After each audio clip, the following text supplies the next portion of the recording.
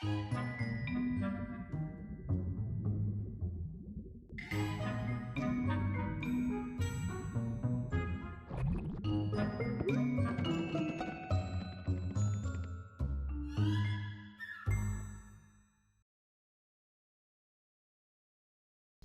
à tous, dans cette vidéo nous allons tenter de vous expliquer pourquoi et comment on réalise des ombres dans les jeux vidéo.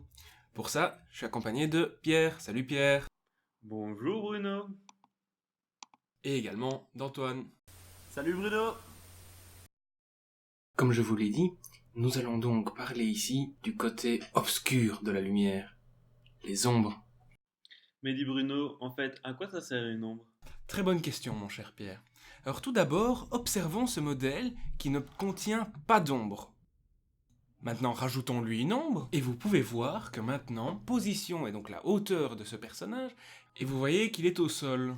Rajoutons maintenant l'ombre à un autre endroit, et nous voyons que nous pouvons déterminer à quelle hauteur il se situe par rapport au sol. Il existe deux types d'ombres. Le premier type est dû à un seul point lumineux, ce sont des ombres nettes appelées hard shadow. Le second type, ce sont des ombres de type flou, ce sont des soft shadows, ce sont celles qui sont dues à plusieurs points lumineux. Ce sont donc celles qu'on retrouvera dans la réalité et qui apporteront un plus grand réalisme dans les animations et les jeux vidéo.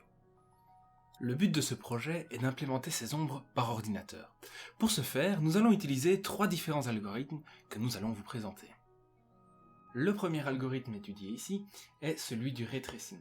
Prenons tout d'abord une source lumineuse, une caméra, et rajoutons l'objet dont on veut créer l'ombre. Il suffit alors de tracer des rayons de la caméra jusqu'au point que l'on regarde, relions ensuite ce point qu'on regarde jusqu'à la lumière.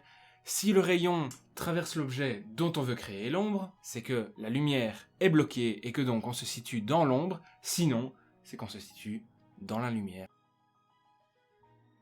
Une alternative au ray tracing est le shadow volume. On va tout d'abord prendre un objet et on va tracer les contours vus par la lumière.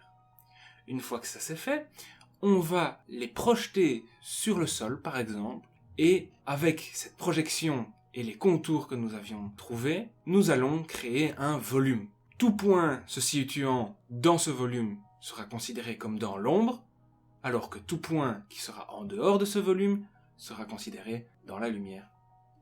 Le troisième et dernier algorithme dont nous allons vous parler ici est celui du shadow mapping. Attends Bruno, mais mapping, c'est exactement comme carte en anglais? Eh bien c'est exactement ça.